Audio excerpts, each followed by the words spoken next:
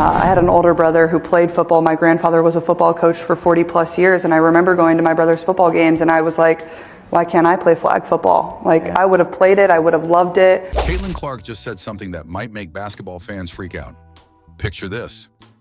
One of the biggest names in women's basketball, the record-shattering, game-changing Caitlin Clark, just admitted that if flag football had been around when she was a kid, she might not even be a basketball player today.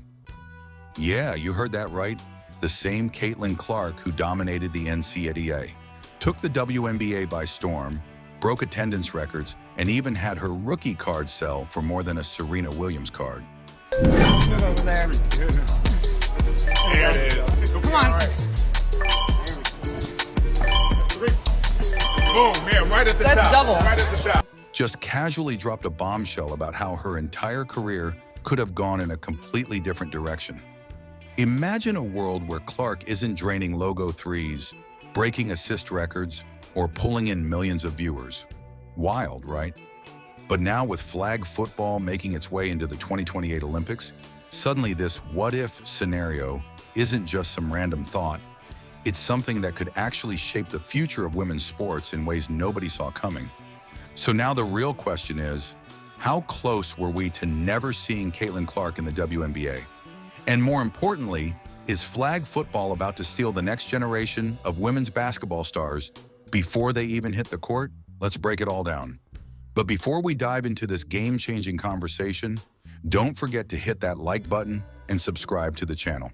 Trust me, you don't want to miss what's coming next. Let's rewind to where all this started, the NFL's annual league meeting in Palm Beach. The NFL's biggest decision makers are all gathered in one place. The event isn't live streamed, so the public has no idea what's being said behind closed doors. Serena Williams, Caitlin Clark is a basketball star. Both these young ladies were invited to the NFL annual meeting. But then, reports start leaking. Caitlin Clark, sitting on a panel with Serena Williams and Eli Manning, drops a statement that leaves everyone stunned. She says, if flag football was around when I was growing up, I might not be a basketball player. Yay, maybe I'll do two sports. Or if basketball doesn't work out, I'll head over to flag football. I don't know. But I think it's just a great opportunity to, like, there's no reason why they can't play that. I think it's super accessible. Wait, what? This isn't just some offhand comment. This is the WNBA Rookie of the Year, the woman who scored 769 points and drained 122 threes in her first season, casually admitting that she might have chosen a different path. And you better believe the NFL executives in the room took notice. Kansas City Chiefs owner Clark Hunt was there. Chiefs president Mark Donovan was there. And they both know what's coming. Flag football is about to blow up. The sport is officially in the 2028 Olympics in Los Angeles. And suddenly, the idea of top-tier female athletes choosing football instead of basketball or soccer doesn't seem so far-fetched. Donovan is already hyping it up, saying, flag is real. All levels of flag are real. I'm really bullish on this. Translation? The NFL sees the future, and it's coming fast. So what does this mean for women's sports? And more importantly, could Caitlin Clark have been the face of women's football instead of basketball? It's a terrifying thought for basketball fans, but it's also a reminder of how fast things are changing in women's sports. The name of the seminar was The Changing Face of Sports and Its Impact on the NFL. Even though she did choose basketball, Clark is making sure the world knows she's here to dominate. And if you thought her college career was legendary, her first WNBA season proves she's only getting started. This isn't just hype. The numbers speak for themselves. Clark now owns the WNBA's single-season assist record with 337. Let that sink in. No rookie has ever been that good at setting up their teammates. And while she was at it, she became the all-time leading rookie scorer with 769 points and nailed more three-pointers, 122, than any rookie in history. Oh, and the Indiana Fever? They hadn't made the playoffs since 2016 until Clark arrived. Suddenly, this team is relevant again, and now with new additions like DeWanna Bonner and Natasha Howard, the Fever aren't just a playoff team anymore. They're title contenders.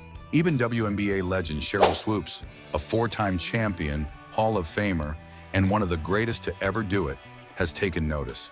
She admits she had questions about Clark last year, but now she's all in on the fever, even saying how much stronger she got.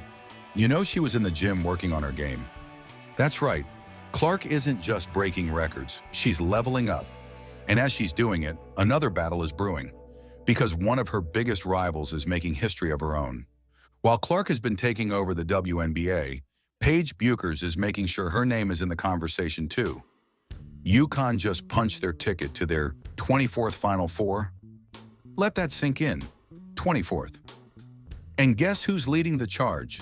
What was that like for you, Paige, walking off the floor champion and greeting him? Unreal, just so much gratitude for everything this program has meant to me, for how much my teammates mean to me. Bueckers just dropped 31 points and 6 assists in UConn's Elite 8 win over USC, marking her third straight game with 30-plus points in March Madness. She's now officially third on UConn's all-time scoring list. And here's the kicker. She's likely heading to the WNBA soon. Could we be looking at the next great WNBA rivalry? Two generational players, two dominant scorers, and one league ready for a whole new era of competition.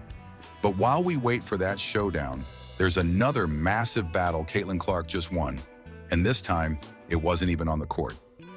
Let's talk about money, because Caitlin Clark just shattered another record, this time in the trading card world. A 2024 Panini Prism WNBA Signatures Gold Vinyl Prism card, graded 10 out of 10, just sold for a staggering $366,000 at Golden Auctions. That is now officially the most expensive women's sports card ever sold. The previous record, a 2003 Net Pro Serena Williams RPA that sold for $266,400 in 2022. Let that sink in.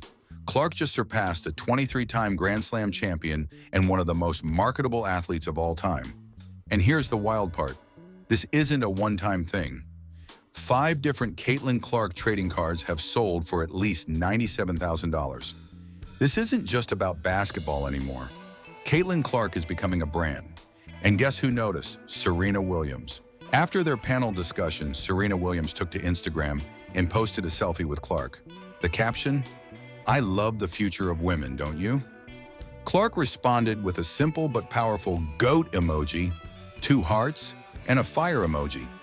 I mean, she just broke Serena Williams' record for the most sold card of all time. Like, that is genuinely crazy. It was a moment of respect from one generational athlete to another. Serena, the queen of tennis. Caitlin, the new face of basketball. 2 women who are changing the game, literally. Caitlin Clark potentially being like one of the faces of them pushing a flag football league. But not only that, you see who's in this conversation? Obviously, it's Serena Williams. It is Serena Williams. And Serena? She stole the show that day with her fashion, rocking an oversized black blazer, a sleek pencil skirt, and a lace-up red corset top. A statement in every way. But while Serena might be retired, Caitlin Clark's story is still being written. And if what we've seen so far is only the beginning, we're in for one wild ride. Caitlin Clark's shocking admission about flag football isn't just a random what-if scenario. It's a warning sign for women's basketball. The WNBA has a superstar on their hands, someone who's breaking records, drawing in massive crowds, and literally changing how the sport is marketed. But her comments prove something bigger. Basketball isn't the only game in town anymore. Think about it. Clark grew up in a time when basketball was the clear choice for young female athletes. But now, the rise of flag football, its Olympic inclusion in 2028, and major investment from the NFL are making it a serious competitor. And let's be real, the NFL knows how to sell a product. If they start pushing flag football as a new path for young girls, offering better pay, bigger sponsorships, and an easier road to mainstream recognition, what's stopping future Caitlin Clarks from choosing the gridiron over the hardwood? The WNBA has long struggled with player salaries, marketing, and getting the respect it deserves. But Clark's comments show that it's not just about fixing what's broken, it's about protecting the future. If flag football was around when she was growing up, she might not be in the WNBA today. So what happens when the next generation faces that same choice? The league can't afford to take its superstars for granted because the competition isn't just other basketball leagues anymore. It's entirely different sports. At the end of the day, Clark's legacy in basketball is secure. But if the WNBA doesn't step up its game, her biggest impact might not be what she did on the court. It might be what she revealed about its future. And that's a wrap. So what do y'all think? If flag football had been as big when Caitlin Clark was a kid as it is now, do you think she really would have skipped basketball? And more importantly, will future stars choose flag football over the WNBA if the NFL keeps pushing it? Also, what does this mean for the WNBA? Should they start worrying about other sports stealing their next generation of talent? Or is basketball's grip on women's athletics still strong? And let's be real, do you think the WNBA is doing enough to keep stars like Caitlin Clark in the game? Or do they need to step it up? Let me know your thoughts in the comments because this debate is just getting started. And if you enjoyed this deep dive, don't forget to smash that like button and subscribe. We're bringing you the real, unfiltered takes you won't hear anywhere else. Hit that notification bell too, because trust me, with the way things are changing, you're not going to want to miss what's coming next. All right, that's it for now. Catch you all in the next one.